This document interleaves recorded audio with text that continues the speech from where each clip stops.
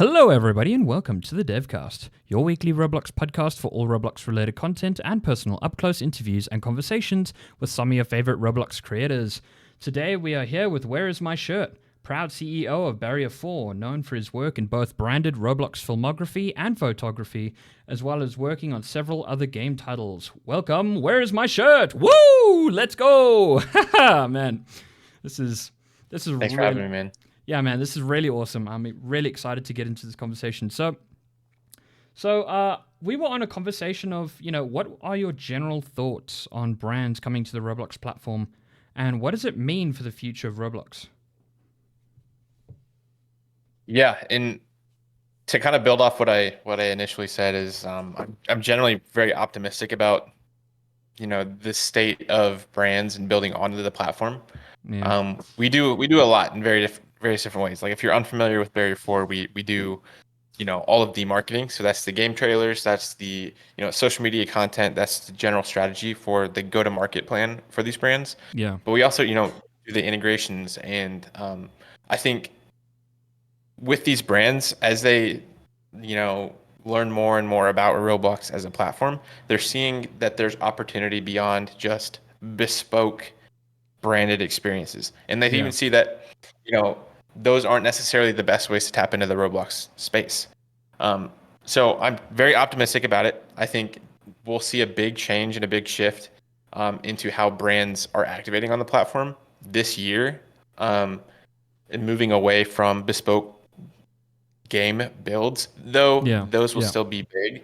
It's not necessarily going to be the 2022 2023, like everyone's building a bespoke experience type thing. Yeah, true. But I think there's going to be a lot of innovation, a lot of different ways these brands are attacking, and you saw that with Godzilla x King Kong with the gang. Oh yeah, they had that. I saw that. Yeah, the immersive trailer, like you can play through the trailer. Like there's going to be more and more of that, and I think, yeah, I'm just very optimistic about where we're headed. And I know that if you're on Twitter and you see all these people who are like, oh no, this brand is now here, everything's over. Like everyone, I don't. Yeah. For me personally, I'm optimistic. Although I know the general Roblox community is against the branded corporation type thing. Yeah. But it's coming, dude. It's a big thing whether you like it or not. Yeah. That's my thoughts. I think brands coming to Roblox, I think, is sort of actually quite excellent because it sets a higher standard for professionalism within the Roblox industry. It gives people obviously more higher salaries than they usually would within the Roblox community because, working for a small studio for a while just kind of sucks. And having to work with actual brands and actual intellectual property is so interesting. There's something so intriguing about that. And it's just, I think there's a huge wave of golden opportunities of brands coming to Roblox. And what you're doing with Barrier 4 is excellent as well. Having to capture the attention of those brands and saying, hey, listen, we know that you're sort of confused with the Roblox sphere. Let us help you with that. We can create a way that you can express yourself on the platform that players would enjoy, or, create something that people could look at like, whoa, that's a cool, fun experience. And I think the connection between Roblox and developers and brands is sort of just starting. The bridge is only sort of being built, and it's about making those connections, which is quite interesting, which is kind of happening right now. So, yeah, if you'd like to add anything onto that, but that's just sort of my take on it. I think it's so interesting. And yeah, I think that's a very positive thing. Yeah. So. Yeah, I think brands are just tired of getting burned and creating these experiences that no one visits, and I think there's plenty of opportunity, and the brands are hungry for it. Yeah, so that's for sure. For sure. I think sort of the sweet point is gamifying experiences. I heard that a lot of brands, you can't just make a hub and then with a bunch of UGC hats and stuff like that, players are going to join and be like, okay, this is cool, but why am I here? I heard that sort of gamifying experiences is sort of definitely the way to go. Give players a reason to play, and choosing IPs as well these days that have sort of could have a sort of gameplay element to them is also ideal. But again, it also depends. That's oh yeah, sorry. I mean, if you're a brand building a game on the platform, platform, it should be gamified No matter regardless. I know yeah, it's no an matter what. advertisement. Yeah, Yeah, I yeah, mean, it's a Roblox is for building games. Um, yeah, for so I feel like sure. that should be default. Yeah. And obviously, we've seen a lot of all these cool, interesting, sort of like hybrid Roblox corporate brands pop up. I mean, not brands, but like sort of studios. Obviously, guiding Yeah. the light on that, which is just so intriguing. But I think I don't know. Am I wrong about this? But is Barry 4 the only studio so far that does trailers for Roblox brand within the community? Do you guys have a monopoly? Do you own every? I'm obviously messing around, but I mean, for a while we were the first ones. Yeah. oh really? We're definitely. Yeah, I mean, as like in the Roblox space, especially, like no one was doing it to the level and the structure that we Hmm. were at the time, especially back in 2020 when we originally started. Is yeah, Yeah. we were the only ones. Now Wow. people are starting to see the opportunity. Other people are kind of starting up their own studios and launching into it. And I think that's fine. Yeah. There's plenty of opportunity for everyone. Um, That's but yeah, awesome. I mean, long story short, we're not the only ones now. Wow. That's But awesome. I would say, I mean, obviously I'm biased, but I think we are the best ones. Of I course. mean, Of we're the course. most Yeah. for many reasons. Like we're Yeah. super reliable. We got like a solid team, That's and awesome. we know what we're doing. We've done like over the last few years, we've done like 200 trailers across the Wow. board. 200 trailers. Yep. Would you sort of like go into how many like what are the brands that you've been sort of like worked with? Because I think that's quite interesting if you could dive into that. Yeah, dude, it's like so many to name. Some of Too the many. bigger ones, and yeah, my favorite ones are. We did Elton John's concert, so we did the marketing material Oh with song. wow. Oh, that's So that was interesting. we recorded everything. Our footage was on actually played during Elton John's last U.S. concert, which was Hmm. super dope. During "Don't Go Breaking My Heart," that song. So Elton John's a big one. We do a lot with Netflix. We do a lot with Paramount, Warner Brothers, Universal, a whole bunch of brands owned by L'Oreal Paris. So like Maybelline, all over the place. Nickelodeon, Oh yes, uh, yeah, man. I saw that SpongeBob trailer. Lunchables, Oh wow, Chuck E. Lunchables. Cheese, UPS. I'm I like think we're like, UPS. What? yeah, we were in every UPS store in the US for a few months. Like when you would go in there and like our trailer would be playing on a screen in every single UPS store. Wow, that's Um, crazy. But what's? yeah, Oh yeah, sorry. littlest pet shop, dude. Every freaking pretty much Any every brand. brand that's built in. Yeah, I mean, you Just name it, we've probably worked with them. basically Yeah, anything at this point. Yeah, you've got the credentials enough to just basically say at this point just anything. Really, that's really fascinating. yeah. Wow. I'm just wondering, what is UPS's attachment to Roblox at that point? Like, did they create a I mean, game or they had a something? game. Yeah, they had a like a tycoon type game where you build up your own Interesting. store, and then yeah, so that was an Wow, interesting trailer. that is so fascinating. That's awesome. That is really intriguing. So let's sort of get started here. I'm actually curious. What was your early career like? Give us a bit of a backstory on how you got started. In general, with what you currently do, and how did you really discover Roblox? Yeah, yeah. The way I discovered Roblox is probably a similar story to many people. Is I was playing on different websites like Cool Math Games or um, like Miniclip, if anyone remembers that. So like Miniclip Games was a big one, Oh and yeah, Roblox. same here. Yeah, the Roblox ad just kind of popped up on the side of the screen, and Yeah. because I was a little kid who was interested in games, I clicked on it, signed up. Actually, I didn't originally sign up. I was playing on a guest account for a while. Um, so I did that back in 2011. I had a guest account, and I didn't really set up my first account until 2012. Hmm. My username was Who's Your Daddy 22. Whoa. Okay. Um, yeah, yeah, yeah. Roblox And that's moderation is not okay with that today. No, not okay. yeah, there's actually an interesting story behind that name and Roblox. But yeah, my first username was Who's Your Daddy 22 back in 2012. I was 12 years old, and spent a while just playing games like anyone else. Sword Fights on the Heights was probably my favorite one. Mm. I'd be playing that till like 2 or 3 in the morning, which was crazy. And then there was another game. It was a Survive the Disasters type game by who was it? Is it I don't like remember. the hotel game? No, The one it with was like different mini oh. games. There's like it was like the Happy Home in Robloxia, Hmm. and then different Oh, disasters would happen around it. Survive the disasters. I think that's probably what it's It called. was like that. That might be the actual Yeah. name, but I played that and Sword Fights on the Heights by Shadletsky a lot, way too much. And Yeah. yeah, because I'm a creative person, I started just designing different Roblox related graphics, Hmm. and then that led me into connecting with some developers on the Roblox forums who Hmm. needed thumbnails, who needed icons, advertisements, and I started working with a guy named Monkry, who's still in the community today. Yeah. He owned a game called Freeze Tag back in the day. Oh yeah. And I just made the thumbnails and icons for that. I also connected with the Gamer 101 for one of his games and did the thumbnails, icons for that. And then I started working with Preston, the PetSimX Preston, Yo, that's on crazy. some of his first games. So like one in particular was called Guest Defense, which is like an early game for him where like you would have to defend against waves of guests, kind of like Plant vs Zombies. Mm. And I think I only did like the thumbnails and icons for that. I didn't do too much. But for some reason, I was like included in a interview on the Roblox blog with him in the rest of the development team, which is like pretty interesting. It's my first time to be on the Roblox blog, which Yeah. is super cool.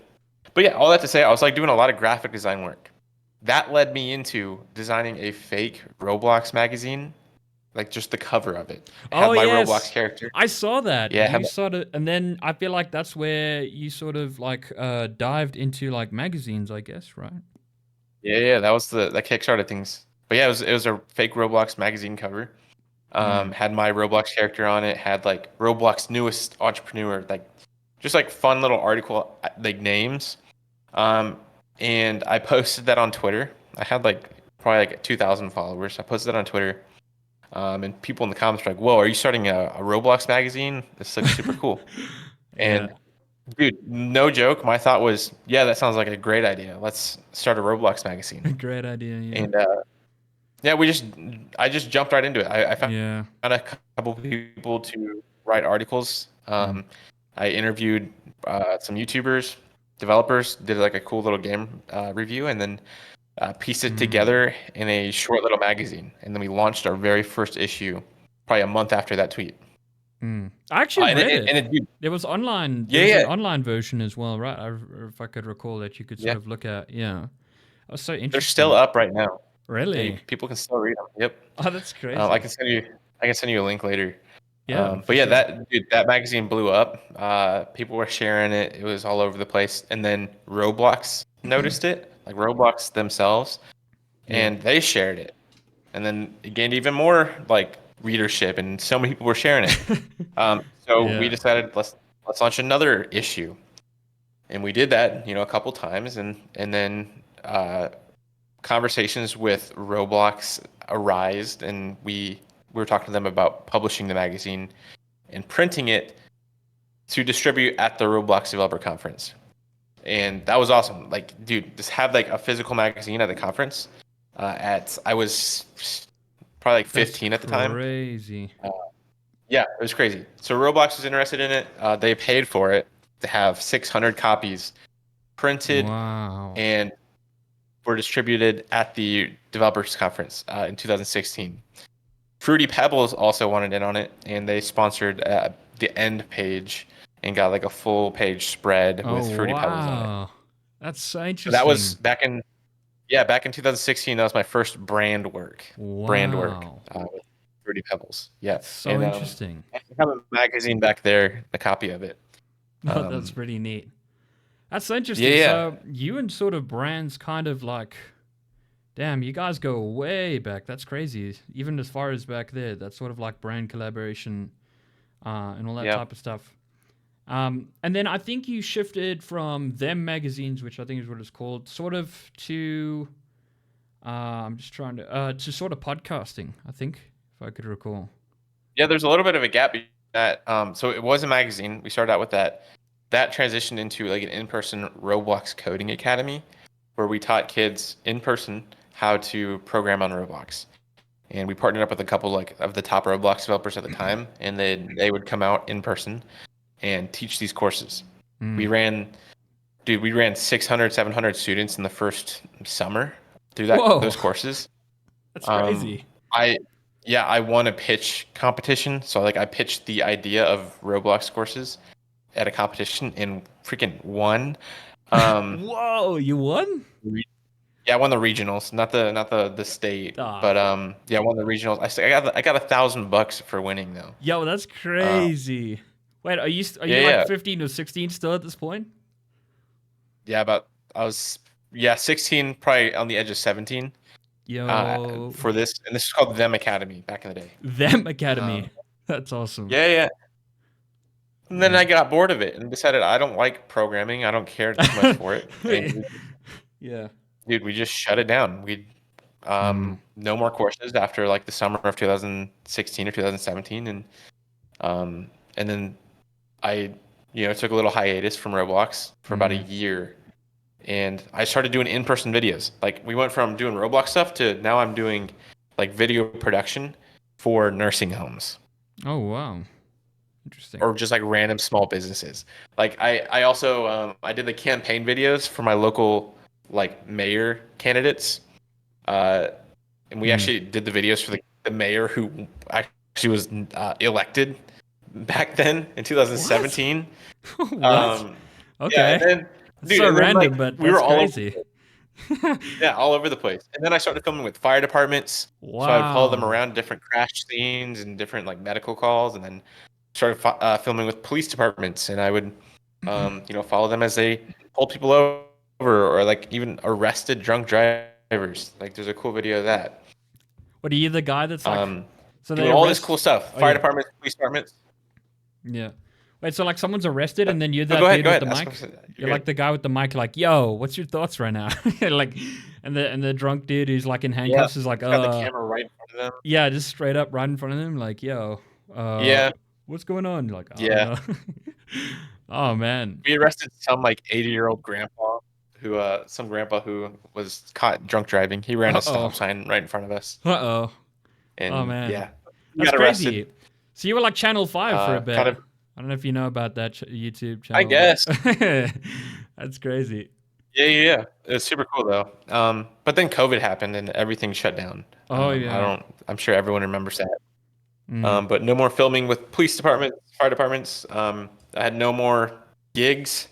mm, No one needed videos because the world shut down. And basically. this led into my interviews, my YouTube channel. I decided that I wanted to talk to my friends who had cool stories, kind of like what you're doing. Yeah. And we just jumped on Zoom.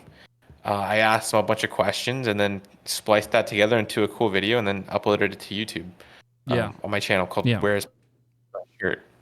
Mm. And then just did that a few times. Got 6,000 subscribers.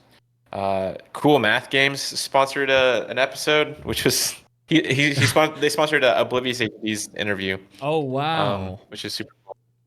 Oh, And that's then interesting. Core Games. If I'm Oh, sure, do you Core. remember Core Games? Oh yeah, I remember Core Yeah, all right. Yeah. Core Interesting. Games sponsored my YouTube channel, Wow. and then they hired me. What? They Did you know? hired you? I used, yeah, I was brought on as a marketing contractor, so I helped them out with like how to market to Roblox, Oh wow. and Wait, I you did became that a for like a sworn year. enemy of the Roblox community. How could you? You went to the other Yeah, side, but no, brother. What have you done? I did. Honestly, dude, no joke. It felt so awkward being with Core Oh Games at this man. point.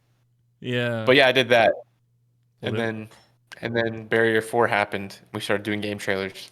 That's like the super long version of how Barrier 4 started. That's a great summary. Yeah, we can get into Barrier 4 a little bit more for sure. Like that's you know, so okay, so we're sort of going to end off like okay that you worked for Core Games actually for a bit, which is interesting.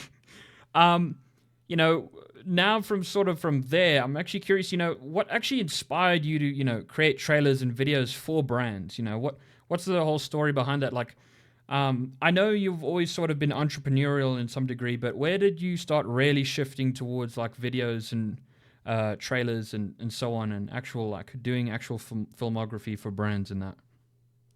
Yeah, it didn't originally start with brands. It started off with emergency response, Liberty County. After Oh I interviewed yes, those developers, oh yes. they needed some sort of a presentation for their Roblox Accelerator program, and I mean I was like the only video guy they knew at the time, and they asked me to put together a cool video, and I did that. And then someone saw that we did that video for them, and then they were like, "Hey, can you do a video for us?" And then like, sure. And then someone else saw that video and like, "Hey, we need game trailers for our game," and we jumped in doing game trailers for them. And then it was just a snowball effect from there. People That's crazy. more and more trailers were needed. But then after these solo developers started reaching out to us and these smaller development studios, the studios that are building brand experiences and doing brand integrations, they started to need trailers and promotional work. So they started to reach out to us, and it just kind of started accidentally. We never had the intent to go out and do brand game trailers.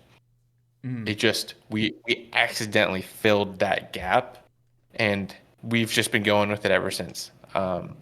And since 2020, we've really had just an endless inbound of new brands needing trailers, social media content, all over the place.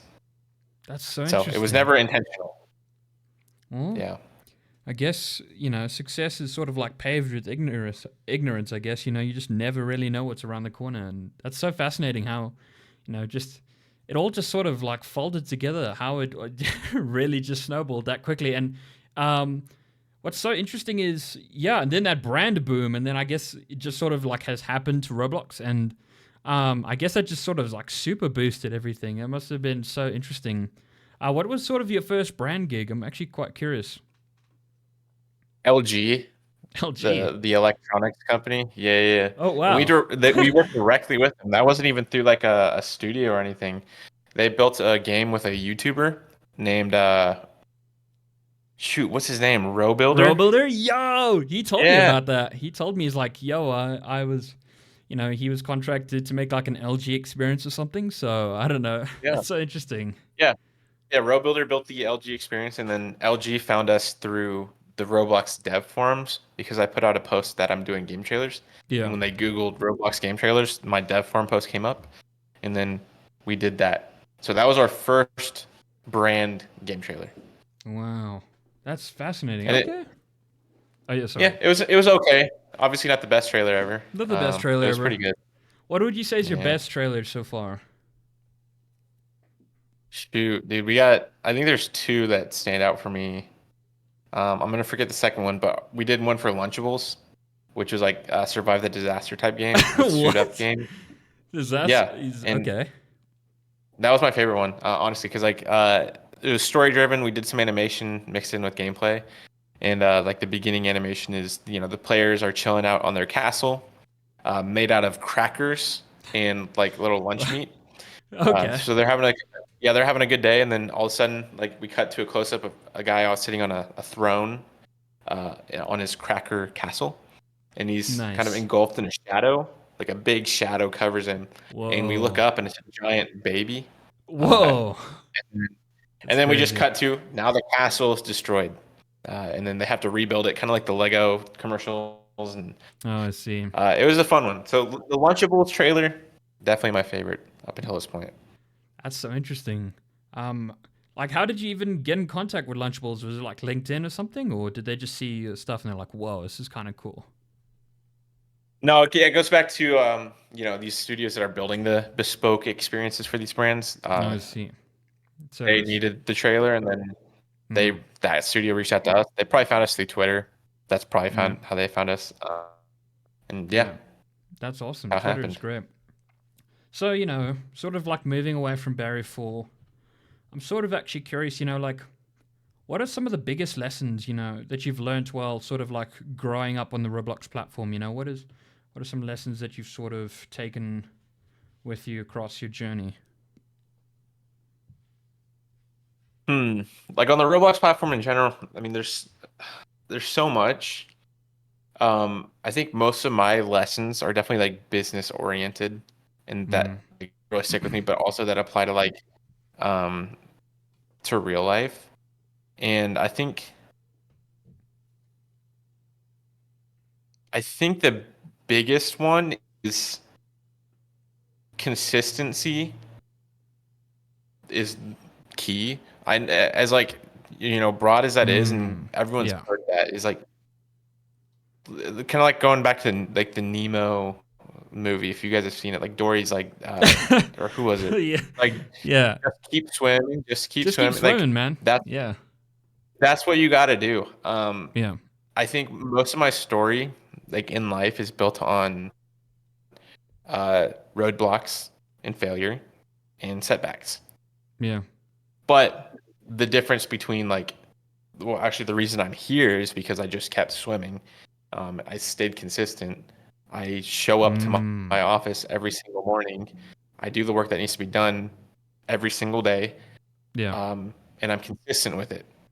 And yeah, I think just keep moving, just keep swimming, and stay consistent. That's like the biggest thing that I've gotten out of at least my story up until this point. Yeah. And I think that's a huge lesson because I feel that if you do stay consistent, people are going to notice you, and that's going to sort of like lead to connections in a way, right? And then those connections, you can just ride that river depending on which ones that you make. And I think that's sort of like the path that you chose. And I think you're right, without that consistency, you wouldn't even be able to, make it as far, because a lot of people on Roblox, you probably see a lot of studios. You'll probably see this all the time. So they'll start like some crazy website or like some crazy brand thing or something, and then they Mm. would like post a bunch of stuff on Twitter, and they'll have like their logo and everything all figured out. Everything's perfect, professional looking. They'll get up to like 3,000 Yeah. followers, and then it'll die, and then it's gone. And it's because those people didn't continue in a way. They sort of like expected, okay, I've created an amazing looking brand. We have an amazing looking website. We've got all these cool things that are interesting about us. But there's a Yeah. point where they just stop. And I think you sort Well, of like broke past that barrier ages ago and you just kept going, I guess. Yeah, sorry, you were going to yeah. say. The main problem behind that is the shiny object syndrome. So those people that are building out those like cool brands, Yeah, um, it's like it's like the exciting thing of the moment. yeah. And that's like the current shiny object. But as soon as the next shiny object pops up, then they quickly, jump over to that. And they Yeah, never build anything. They never build anything substantial because they're always jumping from one thing to another. yeah. Um, and also, just kind of like a general note is like a cool logo and a cool website um, aren't what keep your business alive. Exactly, It's, exactly. it's the Yeah, making money part that keeps yeah, your business alive. yeah, For the longest time, I didn't even have a website for Barrier 4. We made six figures in revenue before we even had a website. Um, though a website is important, branding yeah, is important, but it's not what keeps it's not yeah. what keeps you afloat. It's your Yeah, clients, and having to ensure that you have, a solid connection and a web of communication. If you don't know, if you're not speaking to people on a consistent basis or looking around and like trying to make an effort to sort of connect in any shape or form, that could stagnate you heavily. Your brand isn't always going to carry you all the time. You need to sort of like, uh, you need to carry your brand by having to, again, just do all the actual heavy work.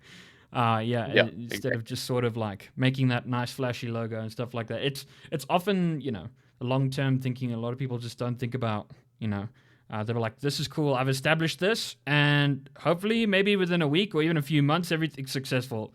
Why is it not successful?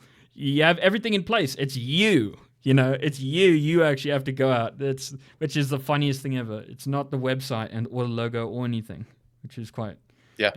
basically essentially that. So I think that what you've done there, is excellent. And yeah, just keep swimming, I guess.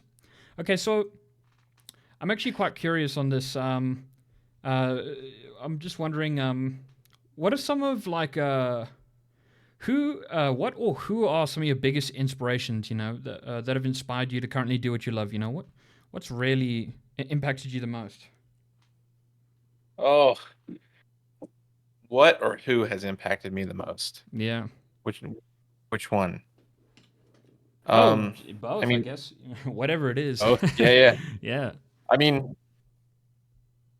in terms of like who, Alex Hormozy, I'm sure like most of the development or like at least the entrepreneurial side of the community understand and know who Alex Hormozy is.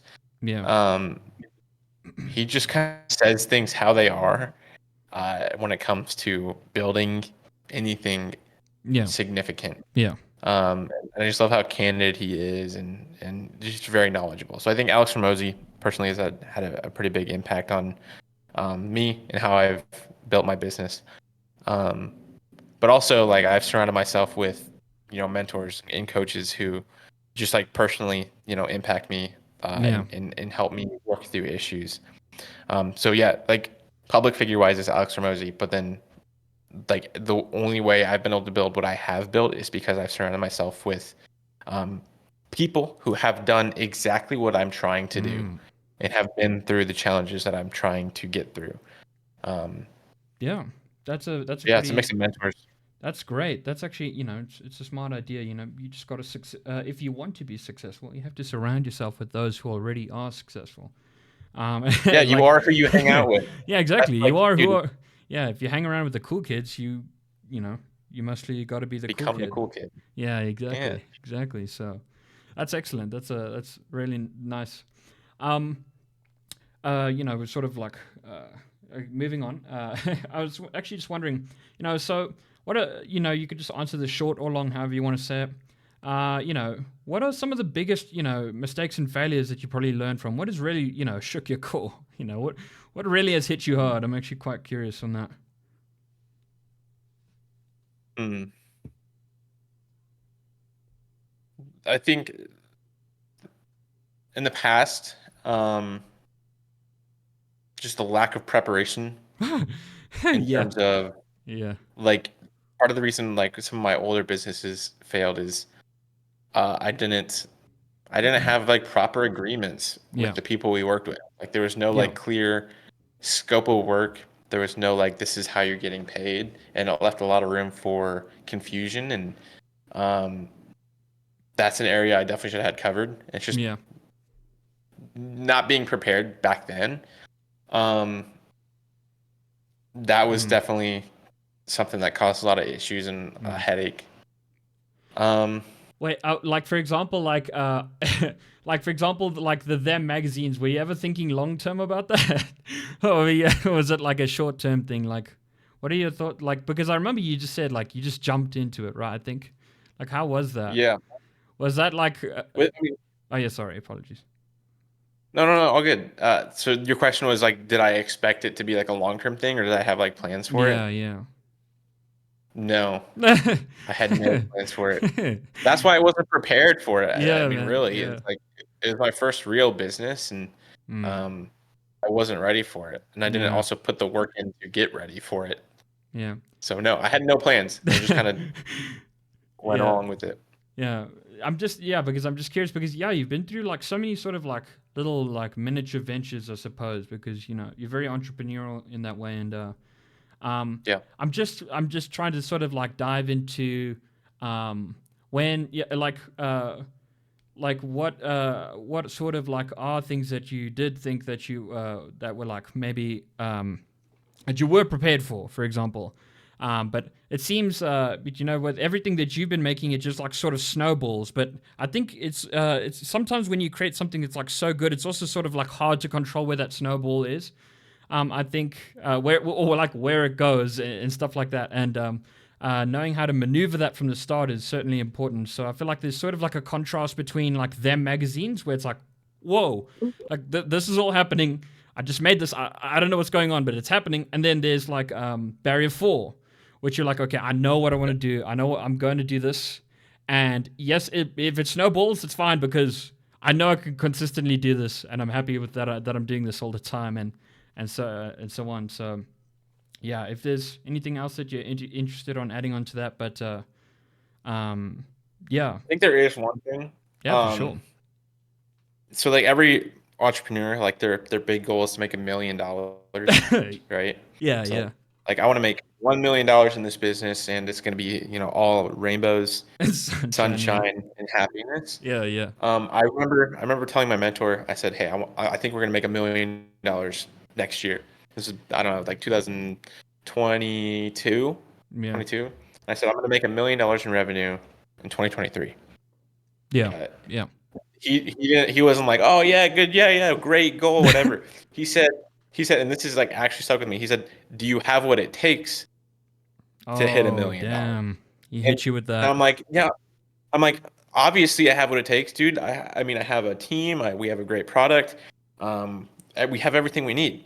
And Yeah. I didn't really realize what he was like talking about until I started making my first $1 million. Mm. And dude, I saw a tweet from one of my friends who said, if you want to have, a 7 or 8 figure business, you have to have a 7 or 8 figure stress tolerance. Yep. Because making your first $1 million is very stressful. There's a lot of things that go right, but there's also a lot of things that go wrong. Yeah. And it's not just a matter of I gotta make, I gotta sell this many things for this amount of money. That's part of it, but it's also, building up the processes and systems to be able to handle that 7 figures worth of projects, especially from like an agency perspective. Yeah. It's you got to be able to like handle when like a team member, quits, and now suddenly you have Oh, this yeah. big gap in your business, Yeah. or um, or like a project gets canceled and now suddenly you don't have that $20,000 that you're expecting for the month, Yeah. and now you got to cover all of these expenses somehow. So I think the one thing I did not expect was how difficult the first $1 million Yeah. in revenue would be. Yeah. So yeah, that's one thing I didn't expect. Yeah, you sort of go from like a one-man army to just multiple people, and now you have to stress and worry about so many other things, and it's completely exhausting. And you really have to sort of like now stick to sort of like a strict regiment in your life, where you now have to have all these core principles and values that you need to stick to, or else everything just falls apart. You can't be as free and open like you used to. I don't know. You can't like for example, you won't be able to, I don't know, game at 5 a.m. with your friends anymore. That's sort of like, I think, something you're gonna say after goodbye to, for Yeah. example. It really is, yeah, a very taxing sort of thing. Especially when you hit it that hard. In terms of like success, you really have to just keep to a strict regiment. You can't afford to, the room for failure gets bigger. Let's just say. And that becomes more Yeah. scarier, if that makes sense. Now that you actually found success in some shape or form, now you realize, damn, this is so precious. Whatever I've created is so precious. I can't let it collapse now. And now you really have to guard it with your life. So, for sure. Yeah, I mean, it's definitely a lifestyle. It's not just a part-time gig, especially if you want it to be significant, Yeah. and hit that, whatever, that magical 7 figures number. Yeah. Um, Going back to Alex Ramosi, he said something along the lines of like the best way to get through hard times is to stop feeling bad for yourself, but feel, sorry for the people that are going to have to go through what you're going through, Yeah. because it's tough. Like what I've built with Barrier 4 was crazy difficult, Yeah. and um, and I understand what it takes now. And I guess if I were to take Alex Ramos's advice, I feel bad for anyone who's going to have to attempt to go through that to hit that 7 figure mark, Yeah. because it's way harder than you would think, especially for the first million. And Yeah. honestly, there's another like saying, what is it? It's like the first million is the hardest. That's absolutely true. Yeah. A literal Yeah, hell. Yeah. I'm actually, now we're sort of like yeah. ending off towards the end here. There's just like some few things that we can go through. So, yeah, just you can answer this short or long. What advice would you give to other people looking to, like, do what you're currently doing? Let's just say someone else wants to start a Barrier 4, or you go back in time, and what would you tell yourself, for example? Like, what advice would you generally give? Um, that's always like the question. Yeah. True, true, yeah. It's a big question if you think I about it. think Yeah. I think just like the general advice I would give to myself and anyone else, whether you're trying to start another like a barrier 4 of your own, or if you're just trying to build a company of any sort, is figure out what you want personally beforehand, so that when business starts to encompass your entire life, where it's like day in, day out, that's what you're doing, it doesn't become the only thing you're doing. That's going to be the biggest challenge, is like just having that work life balance. Yeah. Because if you're only working and going 120% all the time, 24/7, you're going to get burnt out. Yeah. And that's like honestly a challenge, like for me even now. Like the amount of work we have right now, it's tough to have that work life balance. Um, and the advice I would say is, yeah, just figure out what you want to be doing in life, so that you can, balance that out with what you're doing for work, because, work can easily become your life. Yeah. Yeah. And then you just won't have fun, you got to have Yeah. fun with it too, or else, yeah, you'll just end up in that cycle of misery of just endless work, which sucks so badly. But enjoy it while it lasts, for sure. What are your plans for the future? Like, what do you expect to be doing in the next 5 years, for example? Just quite curious on that. I mean, realistically, I want to. I mean, we'll still be doing Barrier 4 for sure. That's going to be a really big part of things. Yeah, It's not going anywhere. Yeah. Yeah. Dude, I want to get into like supercars. I want to like mess around with supercars. That sounds super fun. Like get like a freaking Lamborghini or something. I don't know. And like be one of those like daily driven exotics where you like vlog everything. Yeah. I wouldn't vlog anything. I don't know. Supercars sound fun.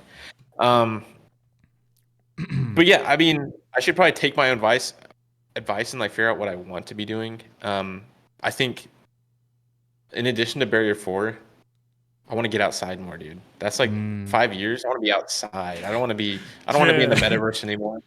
Stuck in the metaverse. You want to revert back to those times where you would work with a police office, for example, or the fire department, I guess. Yeah, you want to sort of revert back to that in a way.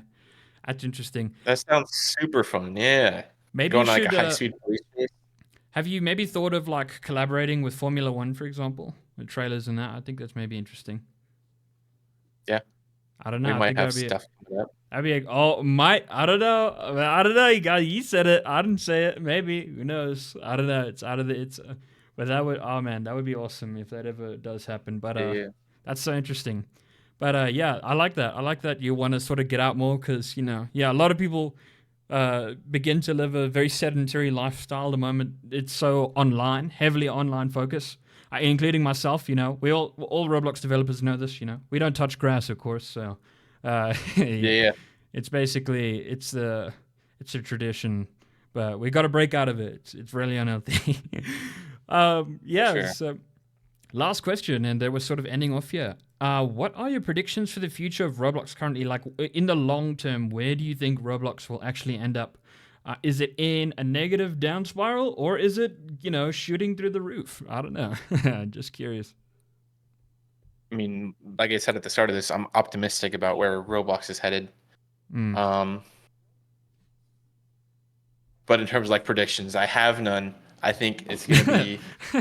I know Roblox is trying to build up their video ads program, so I think we're going to see a lot more ads.